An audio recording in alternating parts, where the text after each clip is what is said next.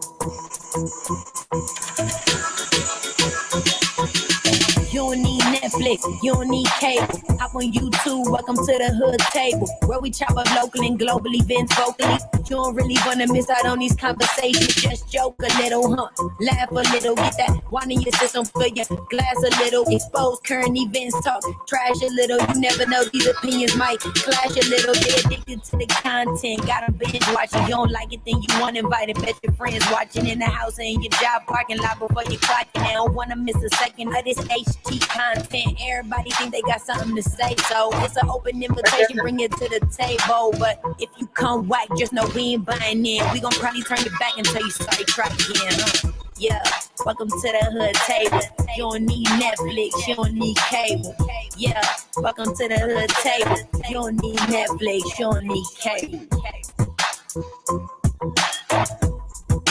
Hey! Hey, what's up, everybody? Welcome back, welcome back, welcome back. Hey, what's up to all my hoodies, all my subscribers, family, followers, supporters, bench watchers, tree lurkers, bush watchers, whatever you want to call the people who don't ever drop down in the chat. Thank you for tuning in tonight. We are going to do an absolutely brand new review on a brand new TV show tonight. And it's actually not so much as a review per se, because this is the absolute first episode. So we're kind of going to be talking about the characters and the people who are playing the characters, and you know, we really don't know much right now because it is the beginning of the actual TV series. So with that being said, make sure you guys like and share the video, subscribe to the Hood Table if you're not already subscribed, and thank you so very kindly. Now, the show that we're going to be reviewing, as you can see across the bottom of the screen in front of the title of the show, is Power Book 3, Raising Kanan. Now, for those of y'all who have been following me for a while, you know that I had did reviews on Power, and then I did reviews on Power Book 2, which so far had episodes 1 through 10 from the first season. And I'm waiting on that season to start all over because I'm really anxious to get back into that. But now, 50 of them came out with Power Book 3, which is basically supposed to be about the story of Kanan. Now, we know in Power, Kanan had died. But this Power Book 3 is basically the story of Kanan, like how he became who he is up to the time of his death. So we're starting all the way from when he was a young child in school, you know, in grade school, and then turning into this gangster or this drug dealer or, you know, whoever, you know, he turned out to be. So that's what Power Book 3, Raising Kanan, is all about. Now, it just premiered tonight, so a lot of people probably haven't seen it yet, so I'm not going to go too far into details. Again, this is just, we're doing a light review, just kind of going over the characters and talking about the different characters and what they're all about, as far as we know right now. So, again, it's Power Book 3 is on Starz. Power Book 2, Power Book 3, they're all on Starz. And they're all developed by 50 Cent. He is like a key to all these different TV shows. Now, of course, Kanan, he is going to be the main star of the show. Kanan is being played by Mekhi Matthew Curtis, who is actually an American actor and voice actor. He is known for playing Paul in Alexander the Terrible, Horrible, No Good, Very Bad Day, Felix Schumber in Girl Meets World, and Fish and Kirby Buckets. So by some people in the younger generation, he is very well known. He also voiced Zach Underwood in the Disney XD series Milo Murphy's Law, and he even voiced for Ferrara the monkey in The Lion Guard. So, he is like one of the main characters. And then, of course, there's his mother, Rock. Her name is really Raquel, but they call her Rock. So, Raquel, aka Rock. She's one of the main characters. So far as we know, we're just on season 1, episode 1. So, we don't know what other characters is going to come about so far after this. But There's also a character named Jukebox who I already love. Jukebox is her real name, her government name is Laverne, but she goes by Jukebox because she sings and she loves to sing and she has this beautiful, amazing voice, and she happens to be Rock's cousin. Rock has an uncle by the name of Melvin, who is I'm sorry, Kanan has an uncle by the name of Melvin, who is Rock's older brother. So is Kanan's mother's older brother. She is like presumably lesbian or gay. And we got a lot of that from just this very first episode. She has a beautiful singing voice. Um, but don't mistake her for being soft because she's about as hard as they come. And I'm just okay. Now, a lot of people might have noticed that she kind of came off like from the very beginning. I kind of came off.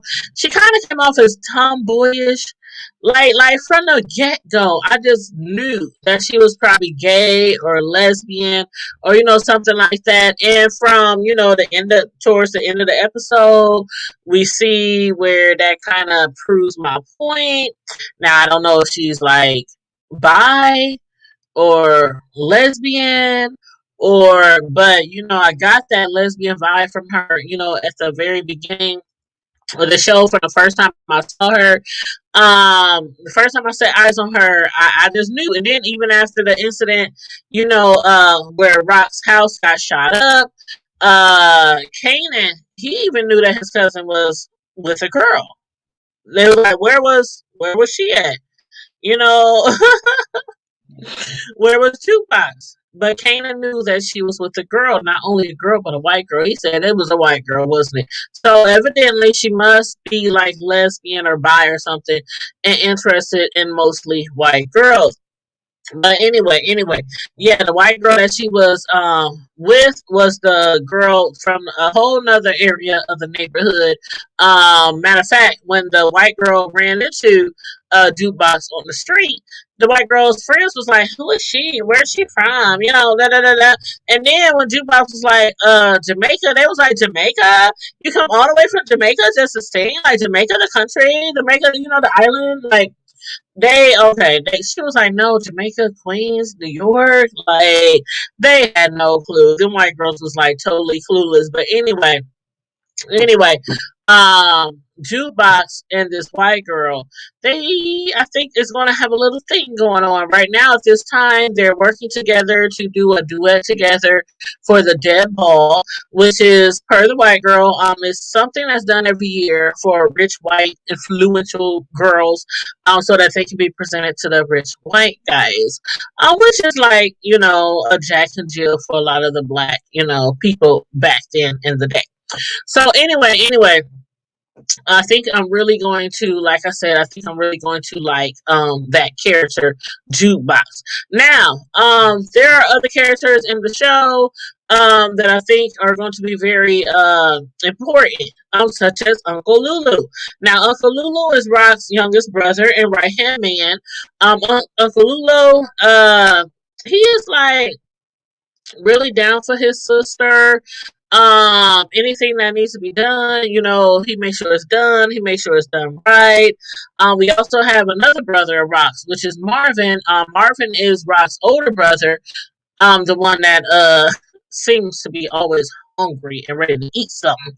But anyway, he's that was the one that was in the hospital when they were out there saying born ready. Born Ready, which was one of Rock's men, I got shot in the leg.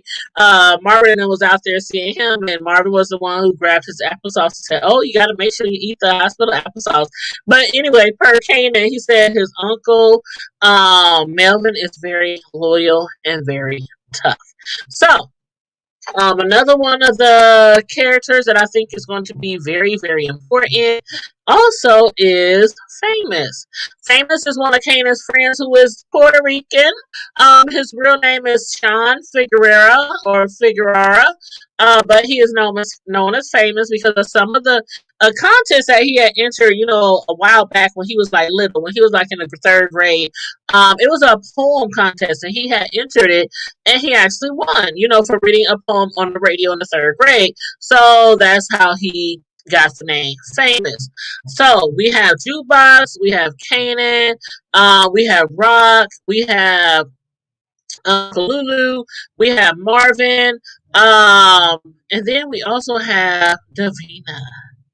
Now, Davina Harris, also known as Lovey Simone in the show, in real life. In real life, her actress name in this show is Davina Harris. Now, some of y'all who don't know, if you did not follow the TV show of Greenleaf, which lasted about how many seasons? Like 5 or 6 seasons. Greenleaf. I did reviews on that up until the very end. It was a show on OWN. Basically, Davina, who is in this show, she played the character Zora Greenleaf in the Greenleaf series, and I loved her in that show. So I'm really excited to see her being casted in this show, and following her as she stars in this show. I mean, right now she's with a guy who I think basically Kanan wishes he was, because Kanan, as you can tell already from this very first episode, he really likes Davina. And I think that they probably will end up together. I really think they probably will end up together. But right now, she's with a whole nother guy. But anyway, yeah, Davina, her real name is Lovey Simone. She is one of the characters from Greenleaf. But yeah, oh, I miss Greenleaf. I hate that show went off. But anyway. Another one of the characters who are we probably will be very familiar with in the future is Unique. He also goes by Neek, and he is obviously one of the biggest drug dealers from the South Side. He rides around in bulletproof cars, thanks to some guy in Utah that he knows who hooks his cars up. And per Uncle Marvin, Unique was trying to muscle his way onto their corners. And as we all know, just from this very first episode, Uncle Marvin, Uncle Lulu, Rock, and all of them, they drug dealers. They're like big time drug dealers. And I don't know if you want to call like gangsters. And you probably want to call them gangsters because they do, from what I've seen so far, they do put orders out to have people hit. So I'm gonna call them drug dealers and gangsters, and they control portions of the area where they are from. And everybody who's coming in, please like and share the video. Thank you very much. And if you watched the first premiere episode of Power with 3 Raising Kanan, please let me know what your thoughts on this very first episode, because that's what we're reviewing right now. So, back to Uncle Marvin. Uncle Marvin says that Neek is trying to muscle his way onto their corners. Evidently, back in time, Neek, his brother Ronnie, was dating Rock. They were evidently in love. They were together. They were a couple in a relationship. I don't know if they were married or just dating or whatnot. We don't know that yet because this is the very first episode. They didn't tell us that yet. But evidently they were in a serious, loving relationship. They were in love with each other. And I guess that he was like, I don't know, maybe the head of their crew or anything. Ronnie, the head of their crew. And after he went to prison and went upstate for life, then his girlfriend, which is Kanan, or his wife, or whoever, Kanan's mother, Rock, she kind of stepped up in his place. But per Uncle Marvin, like I said, Neek is trying to muscle some of their corners, and Rock, she really doesn't want war right now. She really didn't want war right now, so she met up with Neek, had a little, meeting with him, trying to work things out basically because again she doesn't want war. Before Ronnie went upstate, he had some type of deal, some type of agreement with High Post. And I'm sorry. Let me back up. Neat. He has a brother named Ronnie, right? Ronnie had went upstate for life. And Ronnie had an agreement with High Post, which was Rock's man, husband, boyfriend. We don't know yet. This is the first episode, so we don't know how serious them two was. But per Neek, he said they were like in love and all this. So I'm thinking that they were in a really serious relationship. But anyway, Ronnie, he had an agreement with High Post to make the blocks from 139. Um, like make it basically, well, actually it was like 140 to 143, to make it basically like a no man's zone, no man's land, where basically anybody can build there. Nobody really owned that area. It was supposed to be a demilitarized zone, no man's land. But instead, Rock's crew took it over. She had no idea about no agreement between Ronnie and High Post, and High Post is now in prison. So she's like, whatever deals he made is not my deals. But since she doesn't want to have a war on her hands, hey, silly mommy and Miss Cisco, hey, Booski. Yes, you gotta watch it. The first episode is already lit. I'm telling y'all. And y'all know I've been doing reviews on Power 2, and now Power 3 is out. So you already know that I was about to be doing some reviews on Power 3. So anyway, as I was saying, um, Rod's crew, they took over that post, and basically, Rock didn't want like a war because she had no idea about the prior agreement. So she met up with, Meek, and they came to agreement that he would have 140th Street to 143rd, and Rock would have 143rd to Stockton. That was the deal. That was the deal. But being that her son, Kanan, didn't have any idea about that, they're now having a little issue. Kanan, he didn't even speak to his mother about their blocks. And the thing about it is, Rock just wants Kanan to go to school.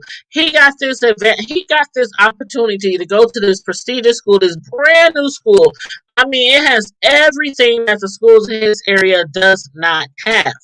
And so Rock wants him to go there. She doesn't want him to focus on the streets, focus on drugs, on gangs, anything like that. She just wants him to get good grades, pass these tests so that he can get into the school. Anyway, he notices while on the block that somebody from the other crew is selling on the corner of 140th Street. Now, again, he never spoke to his mother. His mother never spoke to him about the deal that she made with me. So, now thanks to Kanan and his boy D Wiz and Famous, making moves without speaking to Rock, to his mother Rock, there's now a hit on Kanan. There's now a hit on Kanan. And yes, he did later on try to apologize to his mother, but then by then she was like, you know what? I should have just sent you to live with your grandma, because she didn't want him involved in this stuff. She didn't want him involved in the gangs and the drugs and the shootings and the killings and all that kind of stuff, running from bullets and stuff, which he's doing right now. He's like, to me, now this is the first episode, but to me it seems like he's going to give up his opportunity to go to the school and become a part of his mother's crew. Basically, join the family business. So, I don't know. Again, for those of you who watched it already, make sure that you check out. You said I'm buffering. I'm buffering. Okay, hold on. Let me back out there and come back.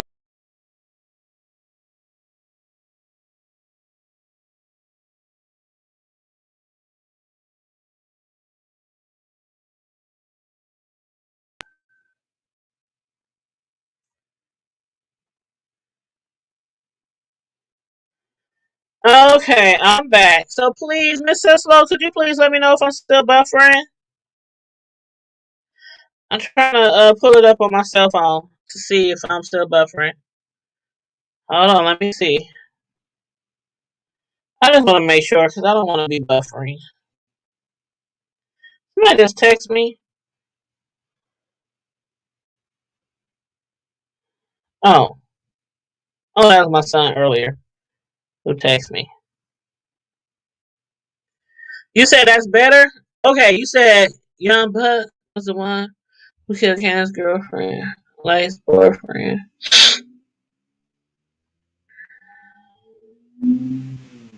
Okay, thank you for letting me know that's better. Thank you, I appreciate it so much.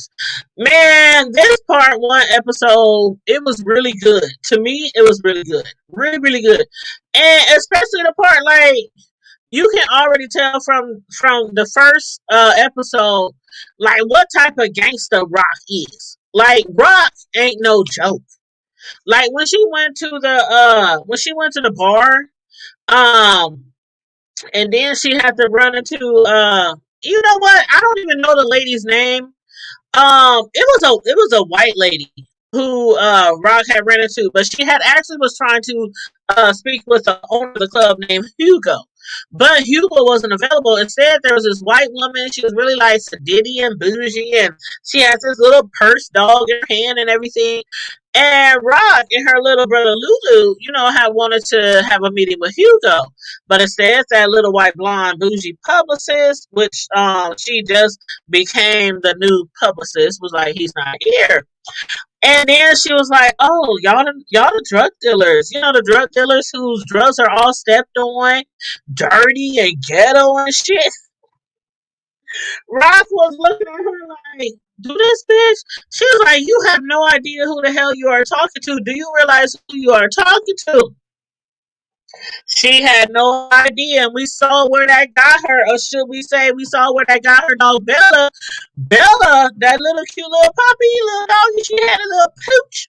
She ended up smoking and burnt up in her microwave. Medium well done, just as Rock had requested. She had put an order out. She put a hit out for the dog. She put a hit out for the dog, not the owner of the dog, not the new publicist of the club for disrespecting her. She put a hit out for the girl's dog. She woke up in the middle of the night screwing with some black dude and was like, "Ooh, what's that smell? What's that smell?" And went into her kitchen and found her dog going up in flames and smoke in her microwave. So, from that, I gather Rock is really not the bitch to be messing with. Not the one to be messing with. Mm-mm-mm. But she had threatened Rock and them, saying, y'all folks get stepped on, whatever. We gonna use a new source. Rock didn't quite, mess with the white chick, but and we see where that her again. Her dog went up and got burned up and cooked in the microwave or the whatever that thing was in the kitchen. But Raw, she didn't get along with the white chick, but she did get along with the bartender by the name of Symphony Basket. Now, whether that's his real name or a fake name, I don't know if that's his government name right off top. But he goes by the name of Symphony Basket. And I'm like, Symphony, a dude named Symphony Basket? I don't know. I don't know. It could be his real name. But whether that's his real name or his fake name, I don't know right now. But he actually asked Rock out on a date. And Rock accepted. She accepted it, but that date was interrupted thanks to her son, Kanan. Now, Kanan, again, he didn't speak to his mom about, the blocks. He didn't speak to her about what blocks they own, what blocks they was running, any deals with Neek or anybody else, And so their date was interrupted because when her son Kanan had did that shooting, and basically he himself retaliating on somebody who was dealing on his mother's block because he didn't realize that she had already made an agreement with Nick. Okay, but then it was too late by then. Dude was dead. And by the time his mother realized it and she started talking to Kanan, that's when she was like, you know, I should have just sent you to live with your mother. I should have just sent you. But ain't that some shit? Ain't that some shit? You running a drug business, uh, you have a gang, you have this drug empire, and because of the fact that you want to run this drug empire, you figure all your kids need to go live with somebody else. Ain't that some shit? And I think that's why Kanan ended up being the way he is. In power, I think that's exactly how he ended up the way that he was because of his relationship with his mother. But anyway, his mother, we see that's how he got it all popped off. That's he got his first murder behind his mother. He got into the family business of dealing drugs and whoop whoop whoop. This is the first episode again, so we don't really know what's gonna pop off from then. But again, I am excited to this finally this show has came on. I've been waiting on this show for damn near a year. It's been like almost a year since they first announced that there was going to be a Power spinoff. Power 3. Now, Power 2 is really good. Power 2 is really good. I'm really enjoying that. I'm really enjoying doing reviews on that. But I have been expecting or waiting for Power 3 to start because I really wanted to see like where Kanan came from, his roots or whatnot. But anyway, you said that was Lulu. She was yeah, Uncle Lou. Yeah, Uncle Lou. Yep, that was Uncle Lou. And Lord have mercy. That dog. I'm like, why she had to do the dog? The dog didn't do nothing to nobody. The dog didn't do nothing to nobody. He didn't even bite nobody anklet. I was like, wow. You said I was saying that 20. Okay, hold on. You said I was saying Buck 20 was who Kanan killed. That was a girl he likes boyfriend. Mm. Yeah, I thought that was Lou. I wasn't really paying attention to the dude that she was screwing, but kind of thought it was Lou, but I wasn't for sure. But now Jessica, Jessica, Famous's sister from Baltimore, who there to attend school. Now I think that Lou is going to hook up with her. Why? Because remember at the shootout or the drive by when they were going after Kanan, excuse me, and Lou Jessica, famous sister, Lou had kind of like jumped on her, protected her, covered her, shielded her basically. For some reason, I think they are going to hit it off and end up dating or end up screwing around. I don't know if it's going to be in the public or if it's going to be behind the scenes, but she was really like, she was like, oh my gosh, that is like the bravest thing that anybody has ever done for me. I never had nobody like do anything like that for me. I'm like, child. You said Buck 20 is the drug dealer Kanan killed. He's also the well dressed dude from high school who is the BF of the girl. Okay. I understand what you're saying now. I understand what you're saying now. Yep, I understand. But yeah, this show I think is going to be really good. I am going to be following it every week. Now, I did earlier do 2 reviews on Sister season 3, episode 3 and 4. Tomorrow night I'm going to do a review on The Shy. So I'm trying to get caught up on all my TV show reviews. Some of the ones that I'm really behind on because I've been working a lot, doing some overtime for my job. Probably won't get caught on the ones that I'm really behind on, and instead I'll just probably binge watch those and then do like a finale review when the show is actually over. Like the Have and Have Nots, that season is almost over. I'm not about to binge watch all those shows and do reviews on all those shows because some of them shows is weeks and weeks and weeks past. So I'll just do like a binge watch and then I'll do a review on the finale. So that's what I'll do with those shows. But yeah, it looks like Kanan is fully into the game. His mother told him basically, if you're not going to attend Storyline, if you want to be in these streets, you want to be in the drug business with us, the gang business with us, then you have to be 100% in, 100% in. And I mean, the school that he has the choice of attending, Storyline, it had again all the bells, whistles, elevators, a nice faculty lineup with teachers, but it just wasn't still good enough for Kanan to want to leave his mother, his friends, his hood, And like his mother wanted to become, like this college student and hopefully a CEO of some big company, like his mother rock and vision. So he, I guess, is about to become a part of the family business. And you saw how he liked the test when his mother rock asked him about the test. She was like, "How does the test go?" He was like, "Oh yeah, I think it went, please." He was not trying to attend that school. He wants to stay there. He wants to be with his mother. He doesn't want to go stay in no school. He doesn't want to stay with his grandmother.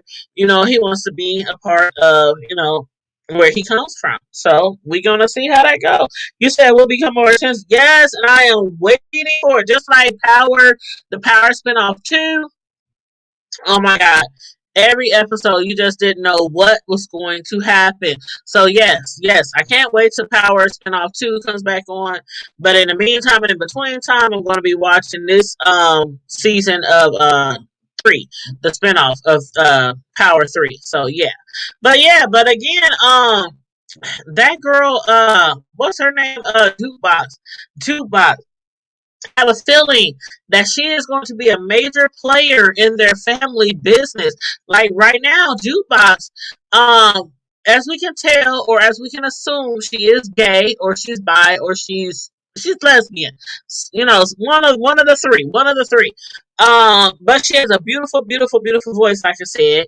But she's also hardcore. She's like a tomboy, kind of thuggish, ruggish. So I think she's also going to play some part into their family business, whether drug dealing or drugs or killing people. She kind of reminds me of somebody like, remember Snoop from The Wire? Do y'all remember Snoop from The Wire? I'm getting that Snoop tease. That's what I'm getting from her, that Snoop tease. So I hope she really don't become one of those cast members who really quickly gets killed off or some shit like that in a drive-by or some mess like that. So I'm really looking forward to following her in this first season as well. But anyway, that's all I got on this first episode. Like I said, it's the very first episode. We don't really know a lot of the characters. This is like an introduction to the characters and introduction to, the storyline or whatnot. But anyway, for those of y'all who watched it, please make sure you, if you watch this video after it's done, because I am live, but if you watch it afterwards, make sure you please let me know what you thought about this first episode in the comment section. Give me your thoughts, your opinions. Make sure you guys like and share the video. Subscribe to the Hood Table if you're not already subscribed. And also, make sure you stay safe, be blessed, remain vigilant at all times, and never, ever, ever, ever forget to keep it hood. Bye.